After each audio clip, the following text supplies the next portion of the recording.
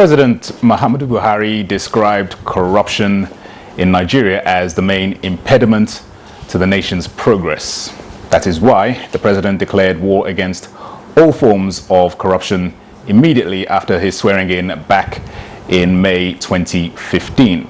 So far, the fight against corruption has remained one of his topmost priorities. Experts say the president's zero tolerance for corruption has drastically reduced the impunity with which people engage in corrupt practices in the country. Right now, experts are commending the present administration's anti-corruption crusade, but the question is, how challenging has the fight been? Are the country's anti-corruption agencies and institutions strong enough to continue the fight without fear or favor?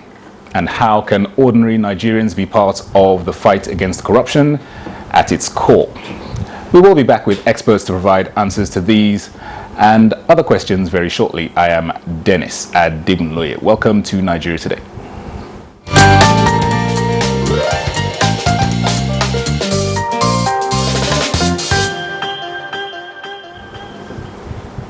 And in the studio to examine the gains of the fight against corruption in Nigeria is Sunusi Musa, a legal practitioner. You're welcome to Nigeria Today. Thank you very much. All right, and also joining us in the studio is Mazi Peter Okorafo, who is a public affairs analyst. Thank you also for joining us on Nigeria Today. My pleasure. All right, so let me come to you first, Mazi. It's been 4 years since this crusade began under the leadership of President Muhammadu Buhari back in 2015.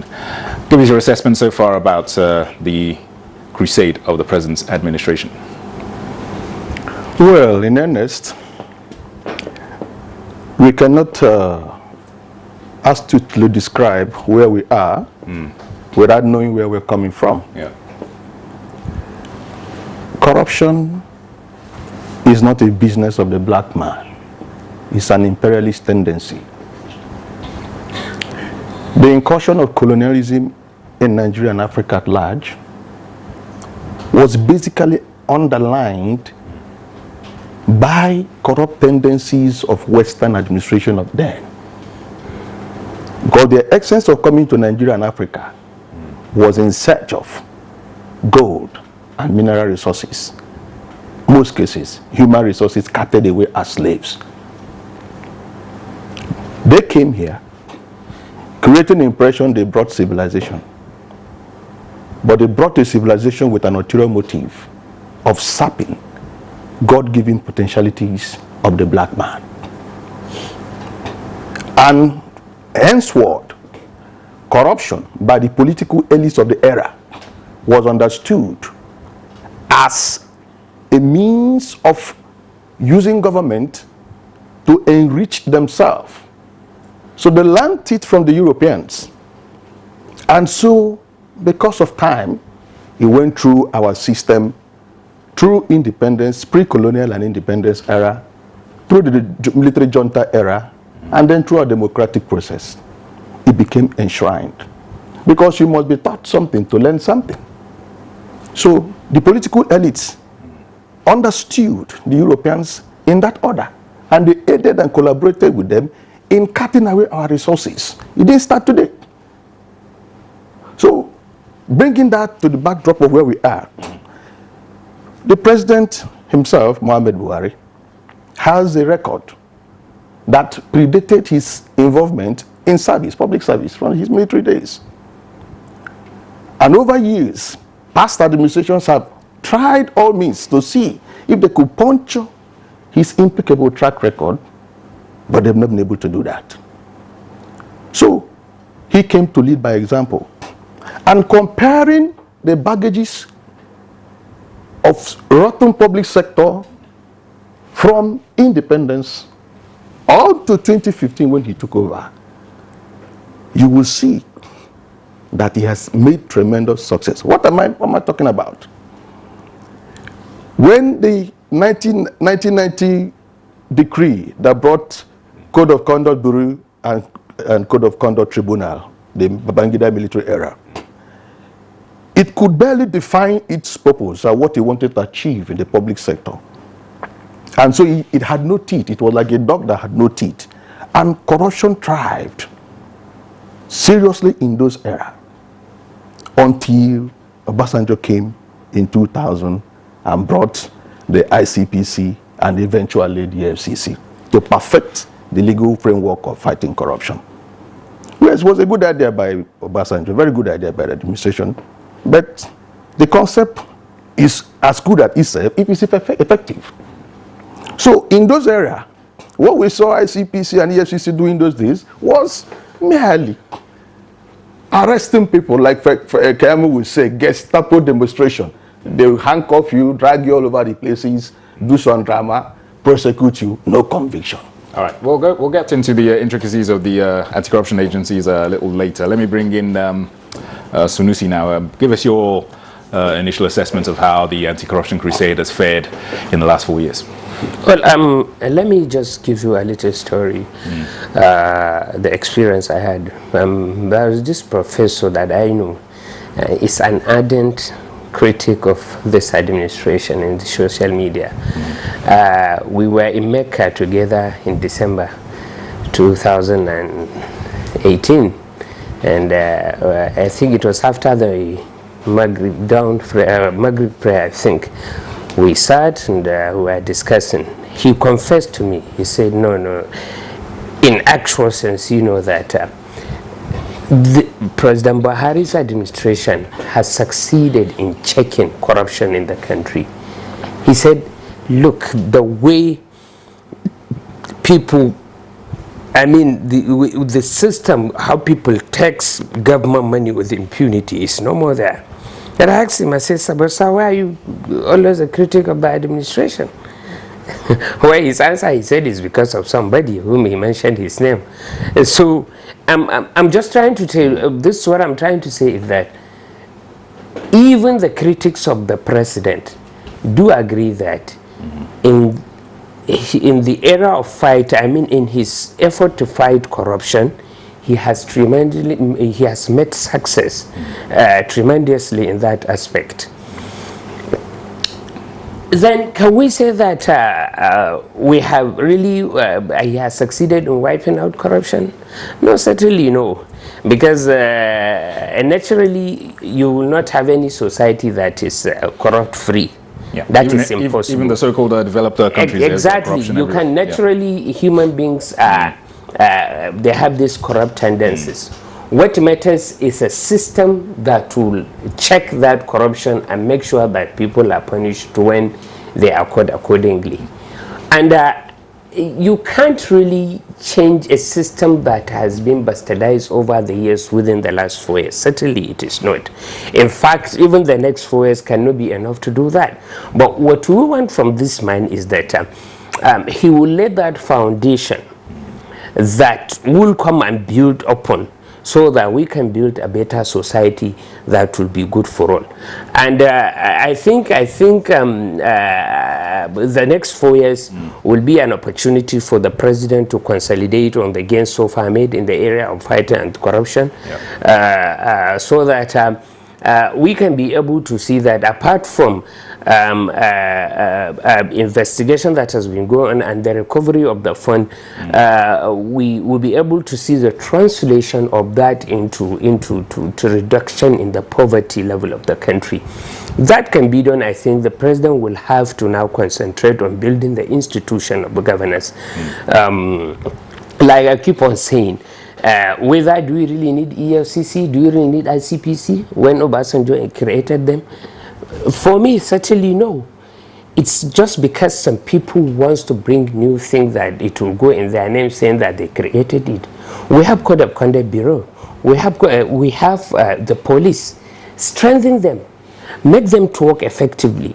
Because all the problem we have today, the insecurity that has bedeviled this nation today, is because of the corrupt system we have in the Nigeria police. The system has been allowed to become what it has. It is decaying. So to such an extent that the police, because of the corruption there, they are not even, they cannot be able to check the crime rate in the country. So these are things that maybe we have to check. Probably in the next 4 years, I would like to see a situation whereby we'll strengthen the Code of Conduct Bureau, we strengthen the Nigeria Police Force, probably we scrap the FCC, we scrap the ICPC, so that we can have a system that because look, when we see all the good work that we are seeing EFCC has been doing, ironically, it is the same people from the Nigeria Police Force that goes there to do it. So that's what it's telling you, is that you just have to make what you have good. You just have to strengthen the system there so that it will work better. And why are they working better there? Because maybe they have better finances. So we must check those things so that we can have a holistic thing there too, because the EFCC is more of an elitist issue. We need to have a police that to check all the other corrupt practices that are going on down there. All right, Mazi, let me bring you in here. You've heard the comments of Sunusi there with regards to the anti-corruption agencies that possibly they should be scrapped. In your view, in the last 4 years, how would you feel that they have played their role in terms of championing this cause of Mr. President? Well, in my view, the present EFCC under Ibrahim Magu deserves credit. Rebadu, Lamode, Waziri have held sway of the EFCC instrument, and they had about 30 high-profile cases involving ex-governors, ministers, and all that. In all, there was only 4 convictions. Magu came between 2015 and 2018, 2018. He had 603 convictions of fraud cases involving, including high-profile Nigerians, and a son, senior advocate of Nigeria, was convicted. And then, in the last 5 months, he was able to convict 116 persons. It's a serious pass mark. And don't forget what led to the creation of the EFCC and the ICPC out of Code of Conduct Bureau. It was the rottenness of the police institution. The Department of Development Research Institute in ABU, I think 2003, carried out a research on the ranking of corrupt institutions in Nigeria. Nigerian police force came first, followed by political class. And there became a need to create an external institution where people that are perceived as competent could be transferred to prosecute corruption cases, because it was sinking the entire system. It was collapsing the nation. And of course, there was an issue of merger when David Mark was Senate President, and a bill came to the House of Assembly for merger. And also wanted them to be independent of the judiciary, of the executive. That bill failed at the House. That proposal failed because they wanted an FCC that should be independent of the ESCO. But at the same time, you needed an ESCO head that will supervise the FCC, which is what the president is doing. Where lies the burden of leadership? Because if the leadership is right, it doesn't matter who is there, you will be right. If you're a corrupt man, you cannot display the tendency, because the man over you will not play your games. And I think tolerate any they cannot tolerate it. So they have done credible well, and then police is crying on shortage of manpower, with myriad of cases barraging them and crisis all over. Will you still handle the special problem of the nation for them to carry out? It's not possible. There was a need for that, and I think I applaud that and I welcome it. All right, we'll take a quick break now. We will return to this quite significant and interesting topic shortly. The program is Nigeria Today, and we are discussing the gains of the President's administration's anti-corruption crusade. We will be back shortly after this break.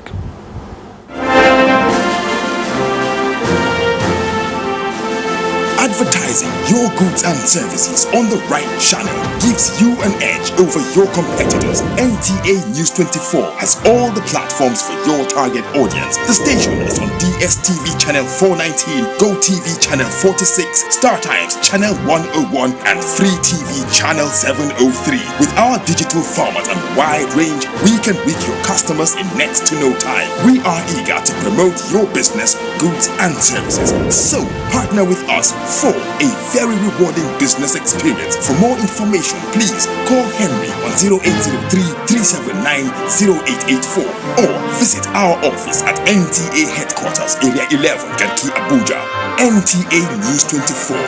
News and more news. All right, thanks for remaining with us. The program is Nigeria Today, and we are discussing the gains of the present administration's anti-corruption crusade, and our guests are still with us. Sunusi Musa, a legal practitioner, and Mazi Peter Okorafor, a public affairs analyst and a member of the Presidential Campaign Council. Let me come to Sunusi. Let's take this to the ordinary man now. Studies have shown that corruption is not just a matter for government, but it is also pervasive in general society. From your experience, are Nigerians facilitators of corruption, or has there been a significant change in the mindset since this crusade began by the Buhari-led administration? No, I think of course, there is significant change of mindset of the Nigerian people, because you see, for the first time, we have this. The president has succeeded in restoring the confidence of the populace in the leader, which was not there before. So that has really created a kind of reset of the mind of the people, knowing that it will not be business as usual. I wish what we have, the person we have in the president, is what we have in the 36 states of the federation as our governors, and it's what we have in the 773 local government across the country. I think you would have seen a tremendous progress, more than what we have achieved in what we have today. But generally, like I told you, Nigerians, ordinary man on the street, once he knows that if he engage in corrupt practices, the long arms of the law are going to catch up with him. Certainly he's going to think twice. So I think these are the areas that we need more improvement. Of course, we are making progress, and we are not saying that, I'm not saying EFCC has not made any success. No, but what we are saying, it should not be an elitist issue. If we really want to change the country, the entire police force has to be changed, because it is EFCC can be here in Abuja and some few places, but then the police are the people that are all over the country, in every nook and cranny of the country. So it is them that will be able to check that corruption at that level. So in the next 4 years, I would like to see a situation whereby while we maintain the tempo, we sustain this tempo of the EFCC doing this work, let us come up with a template that will check the corruption in the police force. Because sometimes when they say it's underfunded, like Senator Amelo used to say that he don't agree, because even the little money that is given to them, I don't think it is well spent. We were there when the former Inspector of General Police was crying that his predecessor went on with about 18 cars. He said, why shouldn't you go with 4 cars? For goodness sake, you can imagine the quantum of the money that is being spent in buying cars for just high echelon of the police force. While what we need is for us to check the crime rate in the country. What we need is a police force that will be trained in such a way that it will be able to police the society. What we need, we need a system that will continuous training of the Nigerian police force. But that is not what we have today. We have a situation whereby somebody, if you meet an ordinary policeman today on the street, he will tell you he has spent 20 years in the police force. Nobody has taken him for any cause. How is he going to check the corruption in the society? And people don't understand. Like the president used to say, if we don't kill corruption, it will kill us. All what you are having today, the issue of the insecurity, is a product of corruption. Because certainly it is somebody at the border that looked the other way when the arms were being smuggled into the country. The people that are killing, it is somebody, that policeman, that I mean the DPOs, ordinary policeman, that can take 100,000 from those people and look the other way while they are committing crime. So these are all the things that we have to try and check from all the ramifications, so that the vision of the president of having a better country will be achieved eventually. Everybody certainly has a role to play in championing this cause. All right, Mazi, how would you say? Would you say you're satisfied with the level of punitive measures against those who engage in corrupt practices? The ordinary Nigerian may get stiff jail sentences, while those in positions of high office oftentimes get a slap on the wrist. How do you see the present administration addressing what many perceive to be this imbalance? Well, I must say that corruption fighting is a collective responsibility of the entire Nigerians. And it would be highly injurious to the progress of this nation if we always keep expecting that one man will champion the cause of fighting corruption. It's not possible. Even God that created heaven and earth, in trying to create a perfect state for man, requires even men to be involved in building a perfect state. So the man in the ministry, you are accountable. The man in the police service, you are accountable. The man in the military, you are accountable. You that is doing your business, you are accountable. What is accountability? You can only be accountable to a system you believe in. We must have to believe in this project called Nigeria. If we do not believe in the project called Nigeria, we will not nurse it to growth. It's not an issue of President Buhari. Everybody is looking for one Buhari who sits in the villa to fight corruption. How is it possible? He only sits there to oversee records presented to him. It is you and I. Buhari will not be there when somebody steals money in NNPC.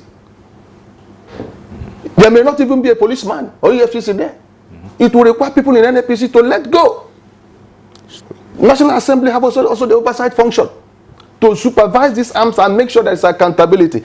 I mean, it's our collective responsibility. And I will not pass the buck of the blame on the president for the success or failure. Because in my own view, he's playing his role. Football team is 11 man. You can't play left and play right. You can't play center and play backward. Everybody has his role to play in a football team. Okay. Sunusi, give us your take on this whistle-blower policy. How successful has it been? Just briefly, please. No, I think it has succeeded. And but before that, I think it is important that you raise an issue which Mazi maybe didn't address. The issue of saying that the poor men are normally punished when you allow the big men to go away with their... I mean, and that is one area that you must give President Buhari a good commendation. Because this is the time we have two governors that are now in jail. It is unheard of that a Chief Justice of Nigeria can be brought down because of the allegation of corruption. I mean, this is the first time we have seen that type of change where the mighty are being are being made to pay for their actions or inaction, and it is very important. And that goes to the issue of the whistleblower policy. I think it has assisted. It has assisted in the recovery, which we have seen that now only FCC has recovered in the range of more than 500 billion, millions of dollars, millions of pounds sterling, which it has made it